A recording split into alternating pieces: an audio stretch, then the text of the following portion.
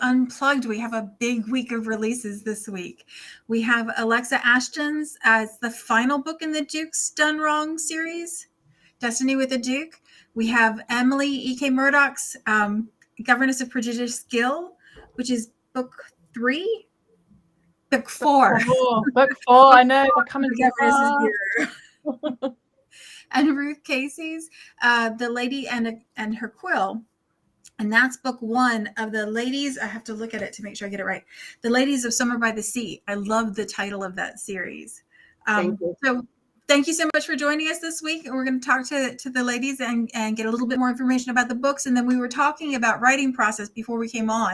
I had to throw my hands up and wave to get us stopped so we could get on camera on time.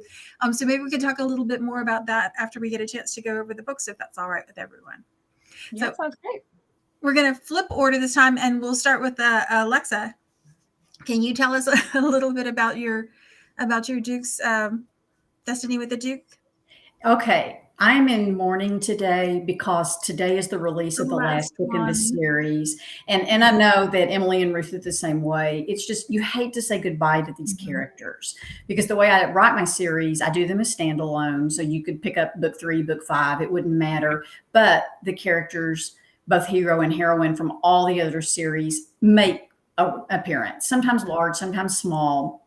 And so in effect today, I'm not saying goodbye just to Finch and Victoria.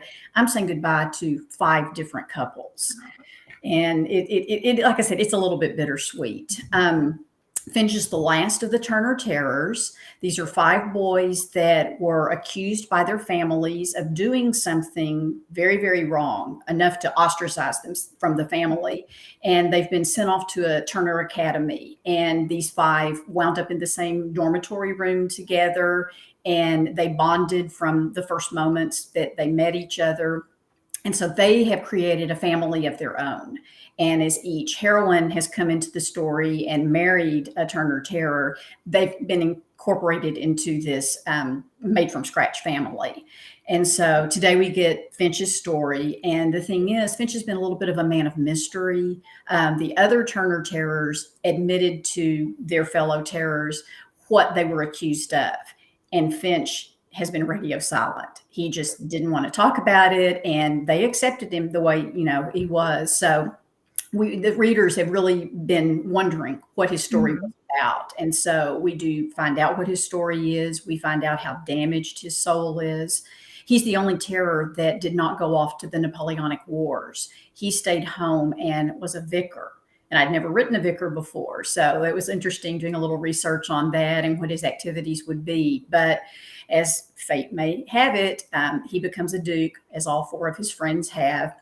And it's through the suicide of his brother. And he finds a secret his brother was keeping. And so he joins the Terrors for the season, not planning to ever take a wife. And then Victoria hits him with a ton of bricks and he's gone. So it's going to take her love, though, to heal what's wrong inside Finch's soul. Oh, those are the best ones. I love the setup for that series, too, the idea that you create a family instead of being born into it. I think that's it's almost like the TV show Friends. I remember that, when I went away to college and you're homesick and I wound up creating a family then. And a lot of us came back to Dallas after we graduated from college. And so they were our extended family. It was the family we made and loved as much as the ones we were born into. Well, unfortunately, my Turner Terrors, they weren't born into very nice families, and most of their relatives suck.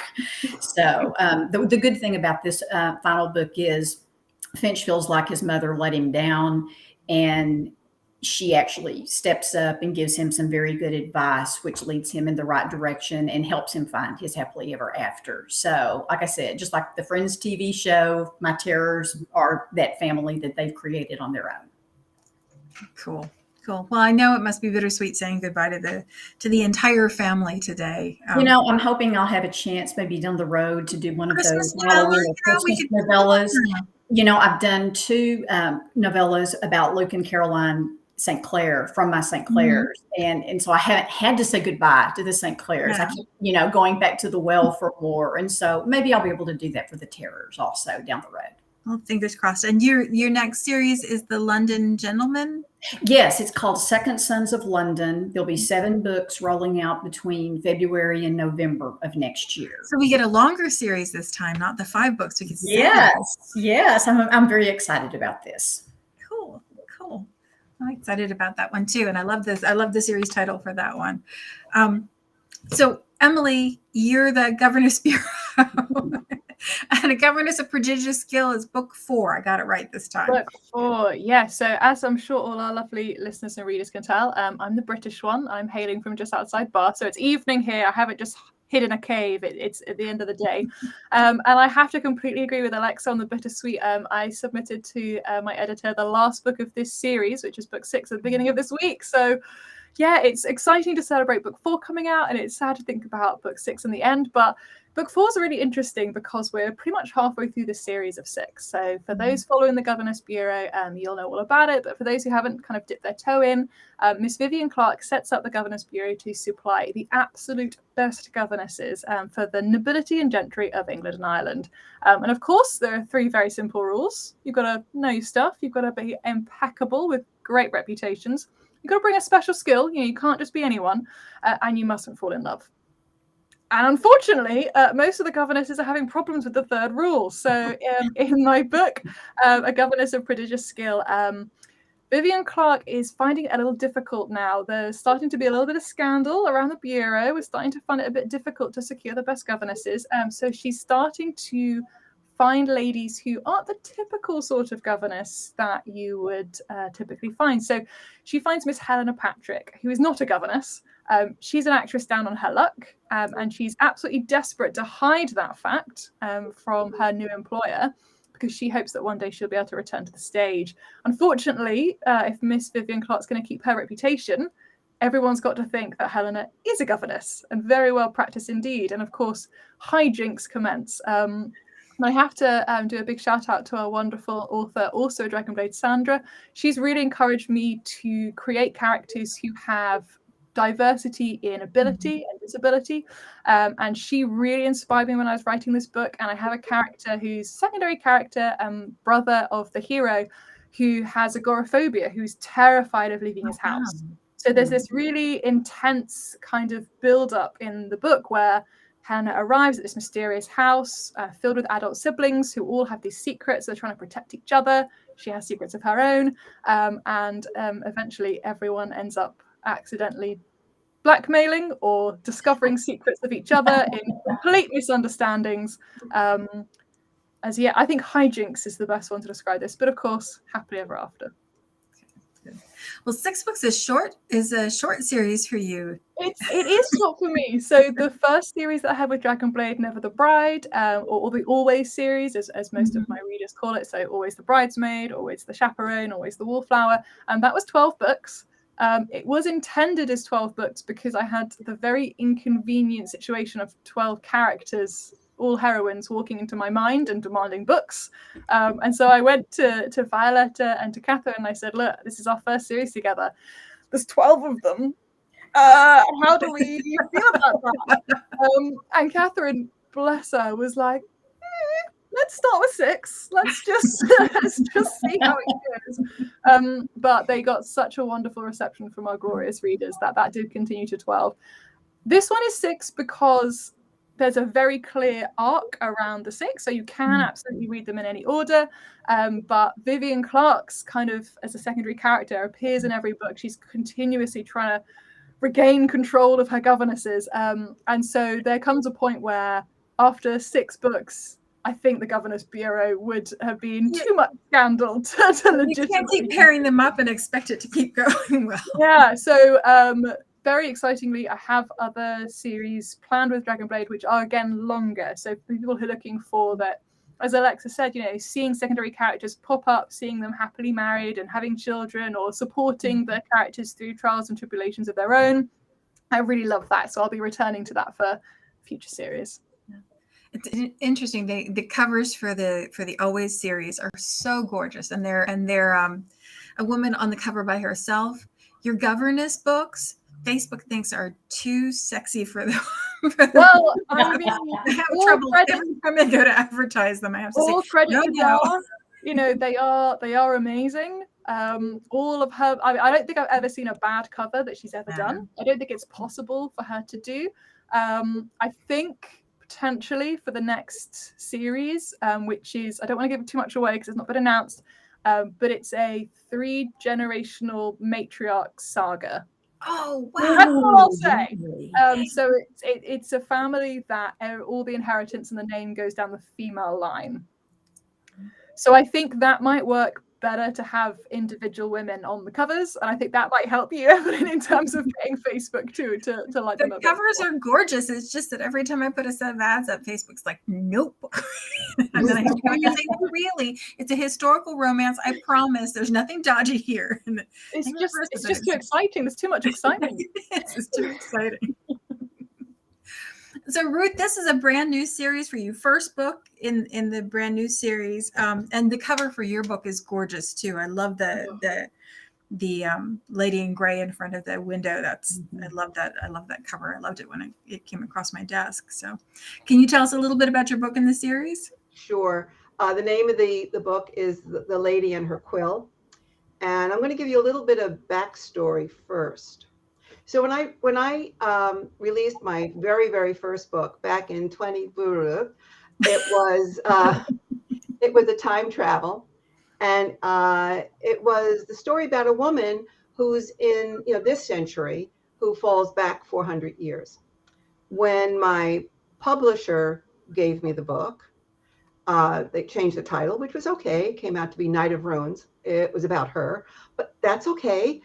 And the cover was a bare-chested man, which was gorgeous. It was a gorgeous cover, but it wasn't about him. It was about her. But I learned very quickly that was fine.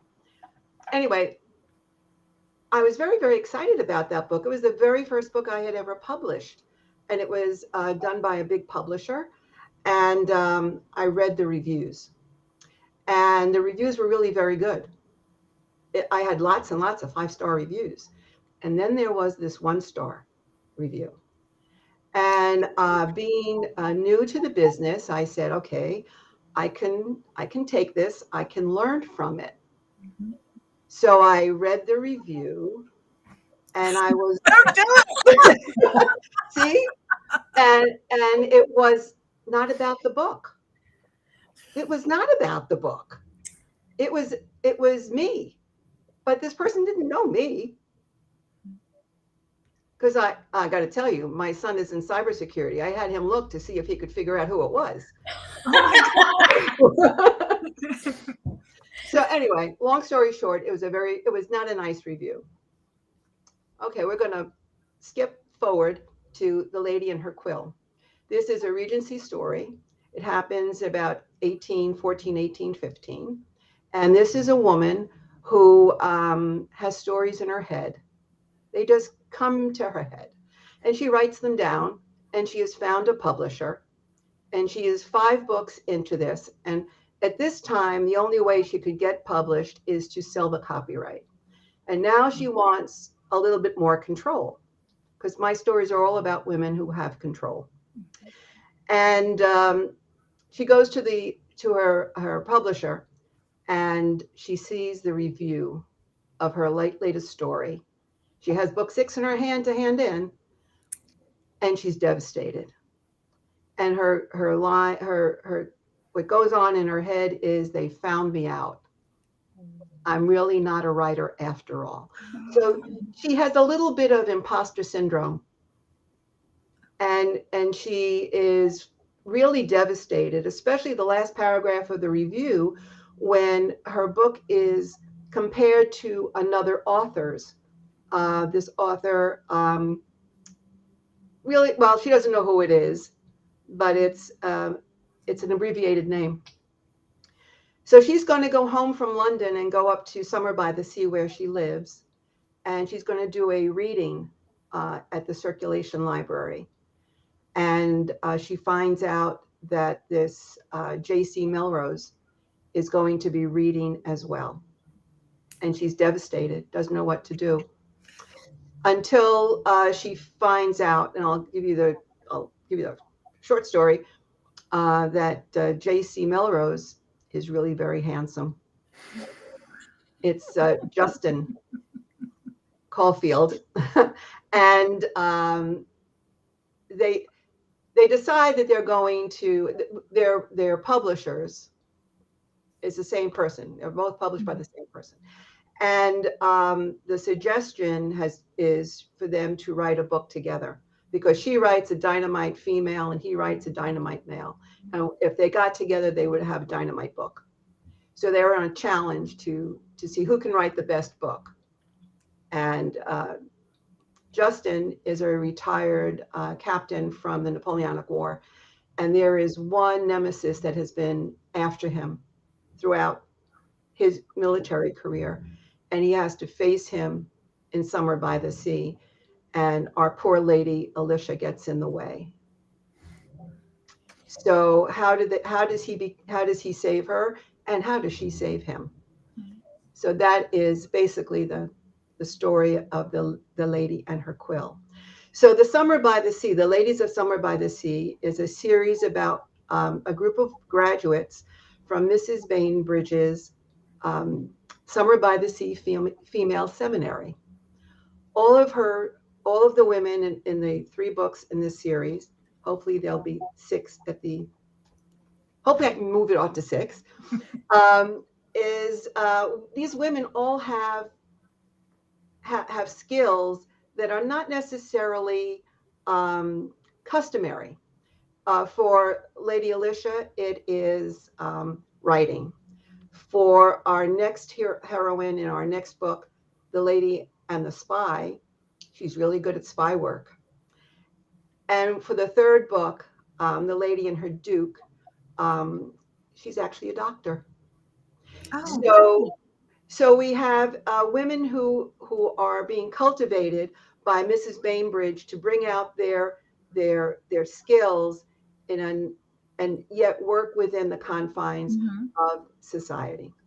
I think that Mrs. Bainbridge and Miss Vivian Clark must be long lost sisters. It sounds like it's really been it's been very exciting, because when I started, I'm in the process of writing book 2, and of course Miss Bainbridge comes up again, and so does her boyfriend. And I'm saying, this may be another book.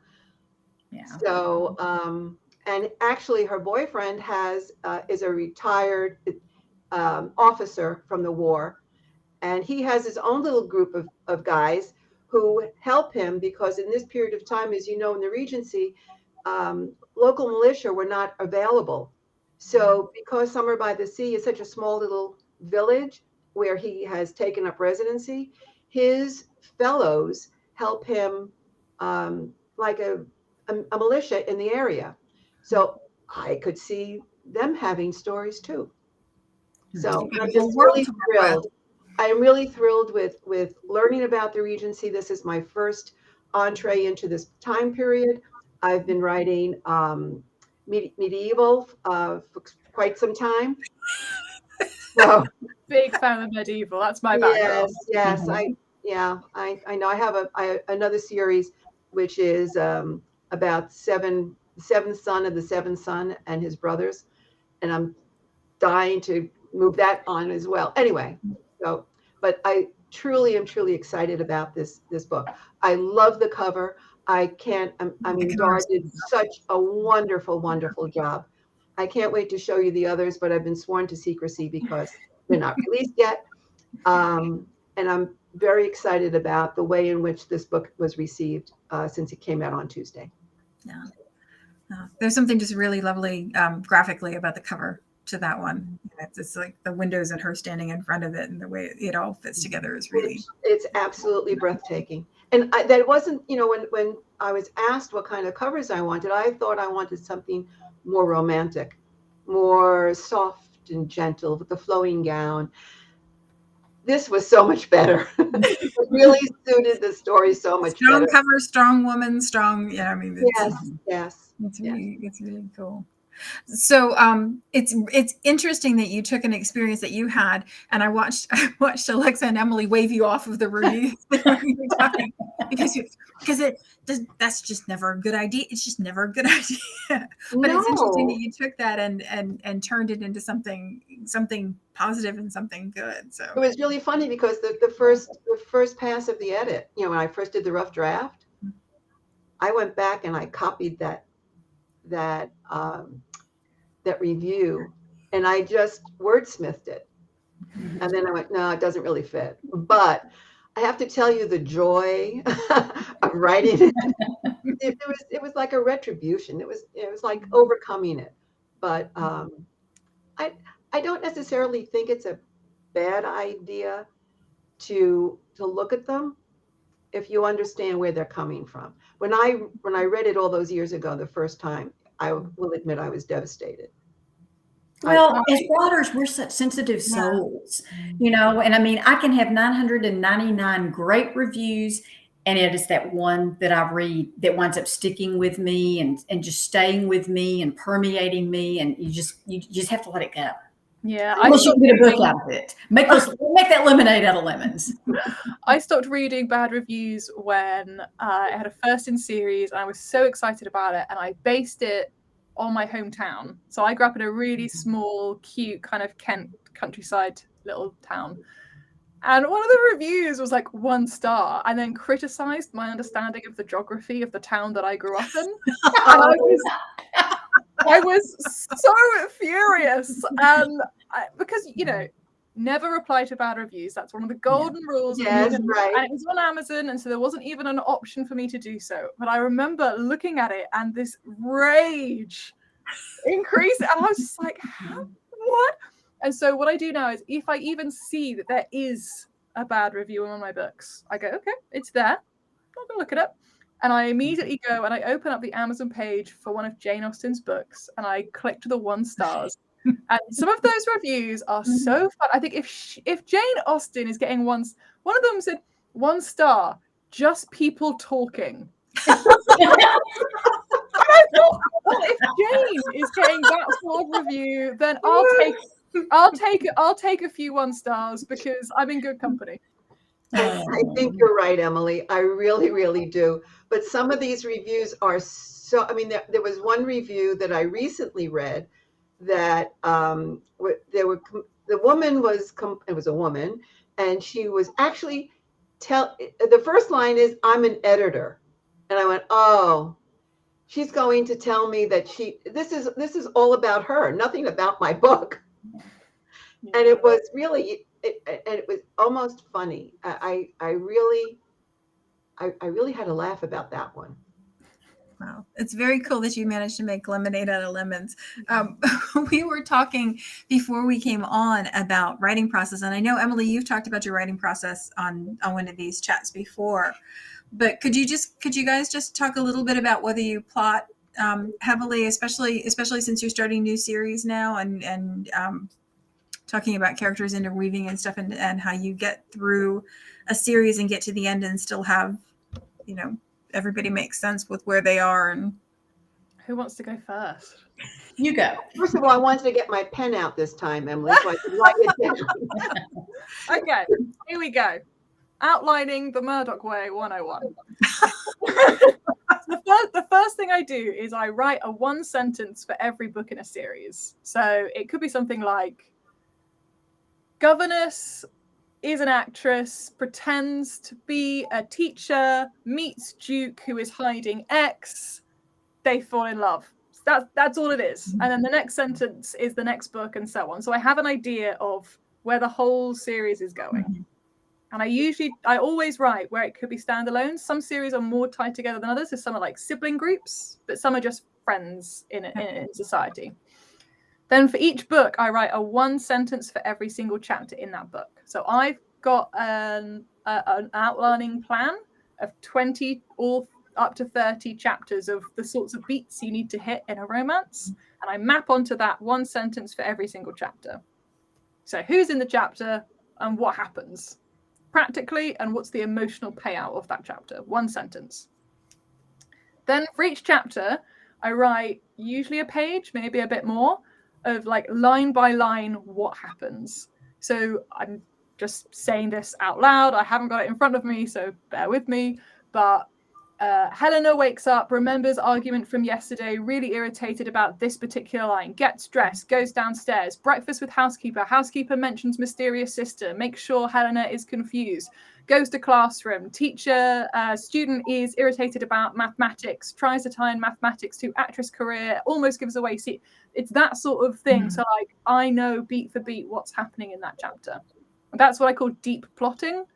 So at the end of the deep plotting for a book, I have between 20 to 30,000 words just of what is going to happen.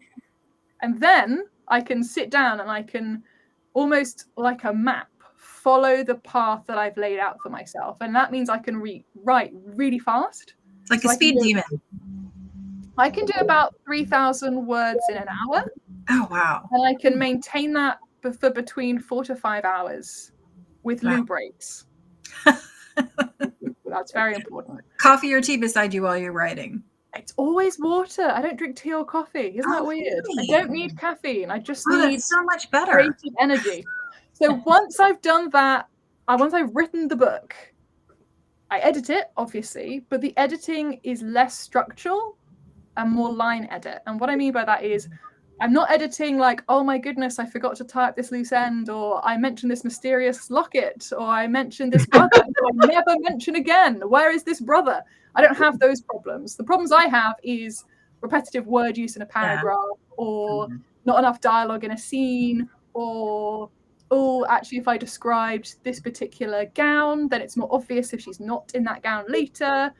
That nitty gritty stuff. And that means that editing is a lot quicker. So even though it's very time intensive at the beginning, it's quite short time intensive at the end. That's how I do it at the moment. It's taken me 8 years to get that process nailed, I would say. And I'm not necessarily averse to it changing, but that's how it works for me. If I don't have an outline, people who write without outlines confuse me. You are magical creatures, and I do not understand how you work, because I need to know exactly where I'm going. So Emily, I have a quick question. Yes. When I write, sometimes I'm in the midst of writing, and all of a sudden something happens on the page. So in one of my stories, there was a sister and brother as secondary characters, and all of a sudden I find out that they're twins. I'm 2/3 of the way in the book, and I find out that.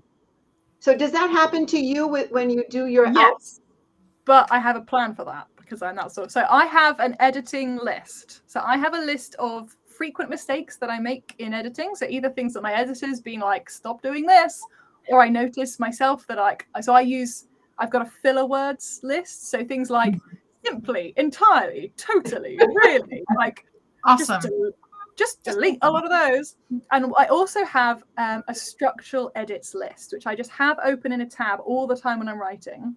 And this is what, for a governess of prodigious skill, it was only 4 chapters in that I was like, he's agoraphobic. That's why it's such an intense atmosphere in the house, because he gets anxious about anyone leaving the house. So they are all trapped inside this building, and that's why it's so intense. And I thought, okay, so I wrote in my structural edits list, brother is agoraphobic, and then I kept going based on the outline I'd already written. So the book didn't slow down. I just kept going. And then when I come to do my line edits, I have on my screen my structural edits document open. So I'm constantly reminded of those small tweaks. And so as I go through a scene, I go, okay, this chapter, this scene, any structural tweaks I need to make? No. Next scene. I can add in a note about that. That's Brilliant. how I do it. Brilliant. And the other thing that I do, and I'm only mentioning this because it's come up so many times in other author interviews, and everyone goes, I didn't know that. And I go, how do you not know that? That's my secret. Here is my secret. When I'm writing and I'm going along and I've got a scene where they're horse riding, I know absolutely nothing about horses. I've never ridden a horse. I don't think I would know what to do with one if it came at me. So I'm writing a scene and I want the heroine, to pick up a particular bit of bridle, ? I don't know. I'm in the writing flow. I want to get as many words out as possible. I want to follow the path that I've got. I don't want to be distracted, because as soon as I go on a research rabbit hole, that's it. I've lost that hour. It's gone. copywriters do this and journalists in the UK do it, and that's where I've learned it based on kind of my day job. The letters TK together appear almost nowhere in the English language. The only two words I found where they appear is pocket watch and catkin, which is part of a tree. Okay. If you whenever I get a thing where I'm like, what day of the week was that? Or what newspaper could he be reading? Or what book was published that year? I just put TK, book published this year, and then I keep going. And then when I finish the whole book, I just search TK, and the 11 or 14 or 52 elements where I have to go away and research all ping up in my find in Word. And then I can just sit and put a good album on and get a glass of wine and go, right, first TK, I need a piece of clothing that a servant would lose. Next TK, I need a jewelry item. Would they have had enamel at that point? Next TK, and all my historical research. That's fantastic. So for me, this is like a lifesaver because I'm so easily distracted. If I don't have my writing time that's for writing, if I go off and go, how high would a gentleman jump on a horse? I wonder. I have been there. It's so easy to get distracted and lose your place, and you come back to write it and you go, what was the emotional payoff that this scene was meant to do? Who's talking? Where are they? But just typing know what a bit was called. TK, the thing you need to research, and then move on. And then you can do all of them in one go at the end of the book. That's I'll brilliant. stop talking now. No, that's brilliant. No, that's brilliant. That is brilliant. Thank you so much. And I wrote it down. I know that's one of the reasons we had to have the conversation again, because we had it Thank again. you so much. And sometimes you need notes, you know. So, ladies, I think we talked a little bit about what's ahead for all of you at this point. I'm excited to see the new series, and I love, Alexa, that yours is going to be longer than the 5 books, because it gives us a chance to really sink in. Well, I had done one, Knights of Honor. It was 10 books long, and it had a prequel and a Christmas novella, and so I kind of shrunk them down. But we talk about it when characters speak to you. I had a minor character appear in book 5, and all of a sudden it was like she was just banging on the door, give me my own story. And, and it was like, oh, okay. And so, yeah, sometimes you create secondary characters and they deserve to be the star of their own story. Yeah. And so that's why I had planned for this one to be 5, and it turned out 7 because of a couple of those situations. I love it when readers call you out too and say, when is so-and-so going to get their story? And it was somebody that you were not necessarily planning on having their story, but they something about them resonates with the readers. And it, yes. In my St. Clair's, I had one boy, one heroine, and a hero, and he went after both St. Clair girls. He didn't get either of them, but he was just one of those good guys. And I wound up writing a trilogy, and he got the girl in the first one, and then her 2 siblings were the next 2. But the funny thing is, I'll get an email or a message from a reader, and they'll be like, is so-and-so going to have their own story? Mm-hmm. And I'm like, who was so-and-so? Because I usually write a year in advance. So, even sometimes when I do my edits, and Scott will say, do this with so-and-so. And I'm like, I don't remember that person. That kind of thing. So it's like, okay, if I don't remember them, they probably don't deserve their own book. But yeah, sometimes so many people talking in your head. Thing. You don't have it planned, and yet that person really deserves their own love story. Cool. Ladies, thank you so much for taking the time to talk to us today. I really appreciate it. There's no anthology for me to talk about for the last several months. There's always been an anthology to close with. They're not, but I can tell you all that they are now on KU. So if you have a Kindle Unlimited subscription, now is the time to go and grab it if you haven't grabbed it already, because why wouldn't you have grabbed it already? Because come on. But if you haven't, or if you want to refer your friends, they're now in Kindle Unlimited, so you can get both the holiday anthologies there. I appreciate you taking the time to talk to us. We will look forward to seeing what comes next for you, Ruth. I'm anxious to see the cover for the next book in the series, especially because it has a special jewel on it now. I could be paid to All right. Well, thanks so much for taking the time to talk to us. We'll see everybody here. Next week is a holiday weekend in the States, but I'm hoping to have one or two authors to chat with us on Friday. If you're not all out shopping, if you are all out shopping, you can catch it on the page afterwards. And I hope everybody has a wonderful week, and we'll talk to you next time. Thanks so much. Bye, everybody. Bye.